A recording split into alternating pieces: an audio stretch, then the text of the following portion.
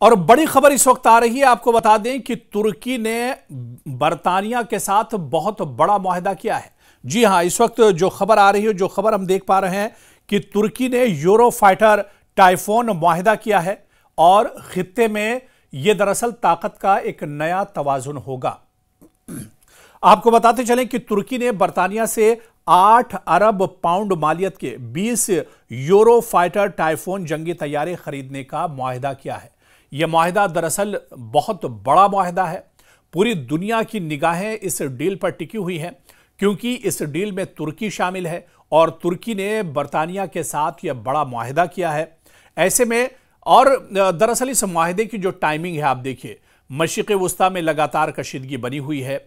इसके अलावा रशिया और यूक्रेन की जंग चल रही है और तुर्की के बारे में खासतौर से बताएं क्योंकि तुर्की नेटो का हिस्सा है। इस वजह से भी पूरी दुनिया की निगाहें इस पर टिकी हुई हैं और अमेरिका भी कहीं ना कहीं रजब तैयब एर्दोगान और तुर्की की बहुत पासदारी करता है। और ऐसे में ब्रिटेन के साथ और रजब तैयब एर्दोगान का और तुर्की का इतना बड़ा या इतनी बड़ी जो डील हुई है, 8 अरब पाउंड मालियत के 20 यूरो फाइटर टाइफून जंगी तैयारे खरीदने का ये मुआहदा है, ये डील है जो एक तरह से तय पा गई है।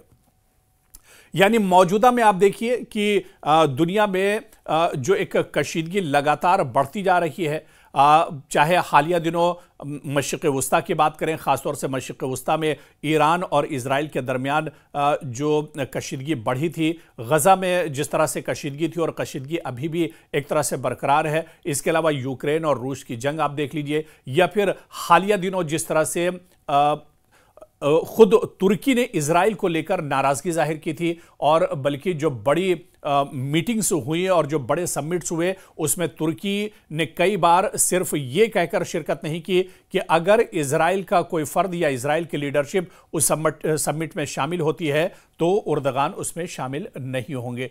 तो कहीं ना कहीं मिस्र में हालिया दिनों जिस तरह से एक बड़ी समिट हुई थी मशरिक़ वुस्ता को लेकर और फ़िलिस्तीन को लेकर, गज़ा में जो जंग चल रही थी उस डील को लेकर जो बड़ी बैठक मिस्र में हुई थी, वहां पर एर्दोगान तब तक नहीं पहुंचे थे जब तक ये माना जा रहा था कि इस बैठक में दरअसल इजराइल के वज़ीर आज़म बिन्यामिन नेतन्याहू भी आएंगे। लेकिन जब यह साफ हो गया कि बिन्यामिन नेतन्याहू नहीं आ रहे हैं, उसके बाद ही रजब तैयब एर्दोगान उस बैठक में पहुंचे थे। तो कशीदगी चारों तरफ एक तरह से बढ़ती जा रही है। हालिया दिनों आप देख लीजिए, ईरान के वज़ीर ख़ारजा ने रूस और चीन का दौरा किया है, पुतिन से और शी जिनपिंग से उन्होंने मुलाकात की है। इसे एक और तरह की गिरोहबंदी के तौर पर दुनिया के नक्शे पर देखा जा रहा है। यानी अगर कशीदगी मशरिक़ वुस्ता में बढ़ती है, इजराइल का प्रेशर अगर ईरान पर बढ़ता है, अमेरिका अगर ईरान पर दबाव बनाता है, तो ईरान को लेकर अब ईरान के साथ भी रूस और चीन एक तरह से खड़े हैं। तो पूरी ये जो गिरोहबंदी हो रही है और जिस तरह से कशीदगी के बीच में जो हालात हैं पूरी दुनिया की, या जो सियासी हालात अब बनते जा रहे हैं, ऐसे में तुर्की का बरतानिया के साथ ये मुआहदा बहुत अहम माना जा रहा है। और ये छोटी मोटी डील भी नहीं है, 8 अरब पाउंड की ये डील है जो एक तरह से की गई है।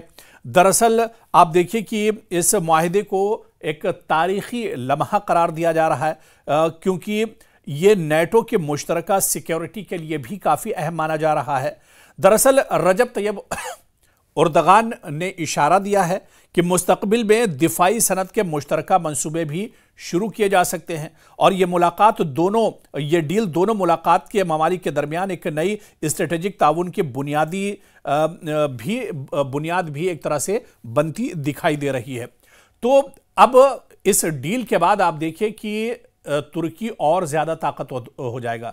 इस्लामी ममालिक में मौजूदा में अगर देखा जाए, पाकिस्तान की बात कर लें, न्यूक्लियर ताकत है, या इसके अलावा से तुर्की की बात कर लें, तुर्की काफ़ी ज़्यादा ताकतवर मुल्क माना जाता है और इसी वजह से माहिरीन मानते हैं कि आने वाले दिनों में इस डील के बाद, इस मुआहदे के बाद तुर्की और ज़्यादा ताकतवर हो जाएगा। ख़ासतौर पर असलहे और हथियार के तौर पर, जंगी या लेटेस्ट जो असलहा है उसके तौर पर तुर्की एक तरह से और ज़्यादा मजबूत हो जाएगा। तुर्की दरअसल अपने आप को इस वजह से भी मजबूत करना चाहता है क्योंकि मशरिक़ वस्ता में जब हालात कशीदा होते हैं या इस्लामी ममालिक में अगर हालात ख़राब होते हैं और तो जो सबसे बड़ी जिम्मेदारी बनती है वो दरअसल तुर्की की बनती है। और तुर्की हमेशा से अब चाहे फ़लस्तीन का मामला रहा हो, चाहे गज़ा का मामला हो, चाहे ईरान की जंग हो, चाहे इससे पहले शाम और मिस्र में जिस तरह से इजराइल ने अटैक किया था, वहाँ पर जहाँ पर भी सालसी की ज़रूरत होती है या जंग जैसे जो हालात और जो कशीदगी होती है उसे कम करने की अगर ज़रूरत होती है तो फिर वहाँ पर सीधे सीधे तुर्की की एंट्री होती है। रजब तैयब एर्दोगान इससे पहले भी कई मुल्कों के दरमियान और ख़ास तौर से जो अरब ममालिक हैं उनके दरमियान अगर कोई कशीदगी होती है तो रजब तैयब एर्दोगान कहीं ना कहीं चौधरी बनकर सामने आते हैं और वहाँ पर कशीदगी कम कराते हैं। और अब जब असलहे के एतबार से और बरतानिया के साथ इस डील के बाद तुर्की और ज़्यादा मजबूत हो जाएगा। ऐसे में दुनिया के दूसरे ममालिक के बीच में या दुनिया के जो बड़ी ताकतें हैं उसमें तुर्की को लेकर एक तरह से अहमियत और ज़्यादा आने वाले दिनों में बढ़ जाएगी।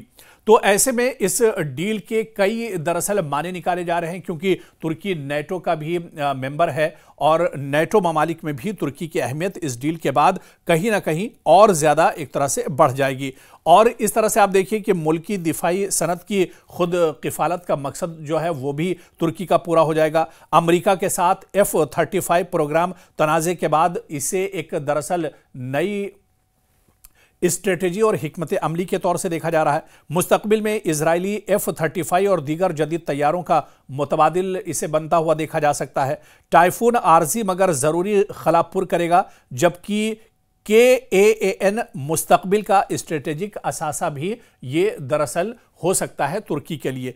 तो कहीं ना कहीं नेटो में तुर्की की स्ट्रेटेजिक अहमियत की वापसी एक तरह से होगी।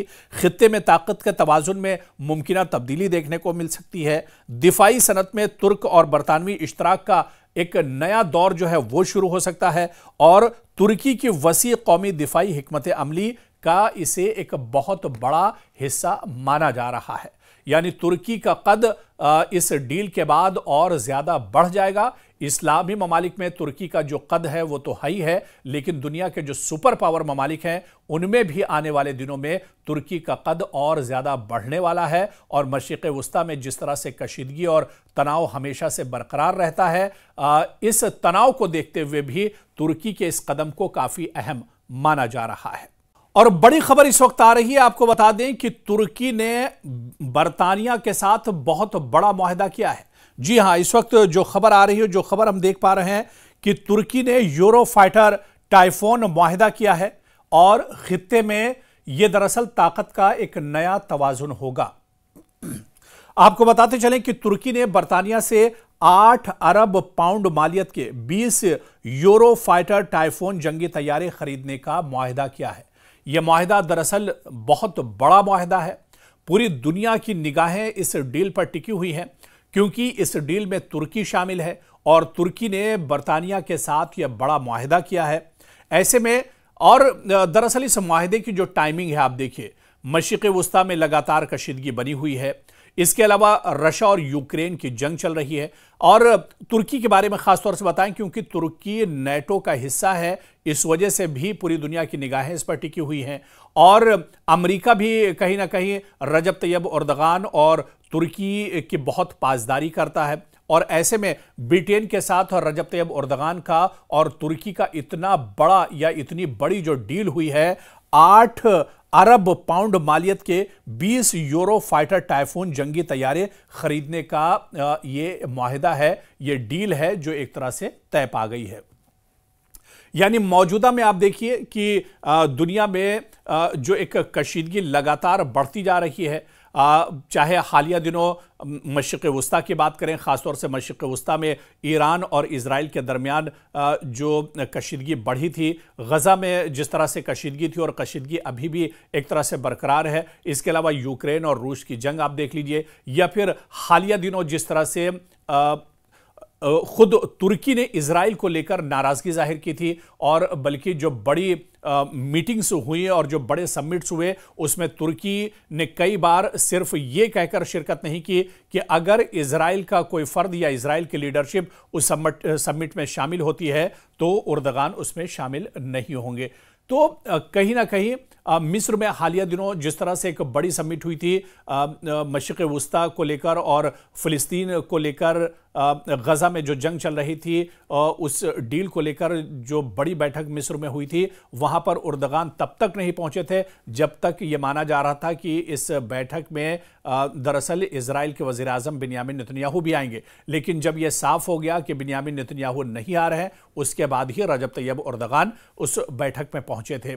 तो कशीदगी चारों तरफ एक तरह से बढ़ती जा रही है। हालिया दिनों आप देख लीजिए, ईरान के वजीर खारजा ने रूस और चीन का दौरा किया है, पुतिन से और शी जिनपिंग से उन्होंने मुलाकात की है। इसे एक और तरह की गिरोहबंदी के तौर पर दुनिया के नक्शे पर देखा जा रहा है। यानी अगर कशीदगी मशरिक़ वुस्ता में बढ़ती है, इजराइल का प्रेशर अगर ईरान पर बढ़ता है, अमेरिका अगर ईरान पर दबाव बनाता है, तो ईरान को लेकर अब ईरान के साथ भी रूस और चीन एक तरह से खड़े हैं।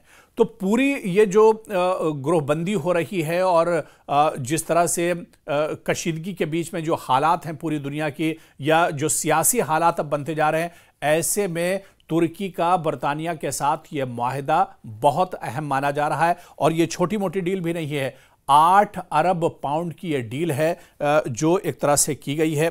दरअसल आप देखिए कि इस मुआहदे को एक तारीखी लम्हा करार दिया जा रहा है क्योंकि ये नेटो के मुश्तरका सिक्योरिटी के लिए भी काफ़ी अहम माना जा रहा है। दरअसल रजब तैयब उर्दगान ने इशारा दिया है कि मुस्तकबिल में दिफाई सनत के मुश्तरका मंसूबे भी शुरू किए जा सकते हैं और ये डील दोनों मुलाकात के ममालिक के दरमियान एक नई स्ट्रेटेजिक ताउन की बुनियाद भी एक तरह से बनती दिखाई दे रही है। तो अब इस डील के बाद आप देखिए कि तुर्की और ज़्यादा ताकतवर हो जाएगा। इस्लामी ममालिक में मौजूदा में अगर देखा जाए, पाकिस्तान की बात कर लें, न्यूक्लियर ताकत है, या इसके अलावा से तुर्की की बात कर लें, तुर्की काफ़ी ज़्यादा ताकतवर मुल्क माना जाता है। और इसी वजह से माहिरीन मानते हैं कि आने वाले दिनों में इस डील के बाद, इस मुआहदे के बाद तुर्की और ज़्यादा ताकतवर हो जाएगा, ख़ासतौर पर असलहे और हथियार के तौर पर, जंगी या लेटेस्ट जो असलहा है उसके तौर पर तुर्की एक तरह से और ज़्यादा मजबूत हो जाएगा। तुर्की दरअसल अपने आप को इस वजह से भी मजबूत करना चाहता है क्योंकि मशरिक़ वुस्ता में जब हालात कशीदा होते हैं या इस्लामी ममालिक में अगर हालात ख़राब होते हैं, और तो जो सबसे बड़ी जिम्मेदारी बनती है वो दरअसल तुर्की की बनती है। और तुर्की हमेशा से, अब चाहे फ़िलिस्तीन का मामला रहा हो, चाहे गज़ा का मामला हो, चाहे ईरान की जंग हो, चाहे इससे पहले शाम और मिस्र में जिस तरह से इजराइल ने अटैक किया था, वहाँ पर जहाँ पर भी सालसी की ज़रूरत होती है या जंग जैसे जो हालात और जो कशीदगी होती है उसे कम करने की अगर जरूरत होती है, तो फिर वहां पर सीधे सीधे तुर्की की एंट्री होती है। रजब तैयब उर्दगान इससे पहले भी कई मुल्कों के दरमियान और ख़ासतौर से जो अरब ममालिक हैं उनके दरमियान अगर कोई कशीदगी होती है तो रजब तैयब उर्दगान कहीं ना कहीं चौधरी बनकर सामने आते हैं और वहां पर कशीदगी कम कराते हैं। और अब जब असलहे के एतबार से और बरतानिया के साथ इस डील के बाद तुर्की और ज़्यादा मजबूत हो जाएगा, ऐसे में दुनिया के दूसरे ममालिक के बीच में या दुनिया के जो बड़ी ताकतें हैं उसमें तुर्की को लेकर एक तरह से अहमियत और ज़्यादा आने वाले दिनों में बढ़ जाएगी। तो ऐसे में इस डील के कई दरअसल माने निकाले जा रहे हैं क्योंकि तुर्की नेटो का भी मेंबर है और नेटो ममालिक में भी तुर्की की अहमियत इस डील के बाद कहीं ना कहीं और ज़्यादा एक तरह से बढ़ जाएगी। और इस तरह से आप देखिए कि मुल्की दिफाई सनत की खुद किफ़ालत का मकसद जो है वो भी तुर्की का पूरा हो जाएगा। अमेरिका के साथ F-35 प्रोग्राम तनाज़े के बाद इसे एक दरअसल नई स्ट्रेटेजी और हिकमत अमली के तौर से देखा जा रहा है। मुस्तकबिल में इजरायली F-35 और दीगर जदीद तैयारों का मुतबादिल इसे बनता हुआ देखा जा सकता है। टाइफून आर्जी मगर ज़रूरी खलापुर करेगा, जबकि KAAN मुस्तकबिल का स्ट्रेटेजिक असासा भी ये दरअसल हो सकता है तुर्की के लिए। तो कहीं ना कहीं नेटो में तुर्की की स्ट्रेटेजिक अहमियत की वापसी एक तरह से होगी। खित्ते में ताकत के तवाजुन में मुमकिन तब्दीली देखने को मिल सकती है। दिफाई सनत में तुर्क और बरतानवी इश्तराक का एक नया दौर जो है वो शुरू हो सकता है और तुर्की की वसी कौमी दिफाई हिकमत अमली का इसे एक बहुत बड़ा हिस्सा माना जा रहा है। यानी तुर्की का कद इस डील के बाद और ज्यादा बढ़ जाएगा। इस्लामी ममालिक में तुर्की का जो कद है वो तो हाई है, लेकिन दुनिया के जो सुपर पावर ममालिक हैं उनमें भी आने वाले दिनों में तुर्की का कद और ज्यादा बढ़ने वाला है। और मशरिक़ वुस्ता में जिस तरह से कशीदगी और तनाव हमेशा से बरकरार रहता है, इस तनाव को देखते हुए भी तुर्की के इस कदम को काफी अहम माना जा रहा है।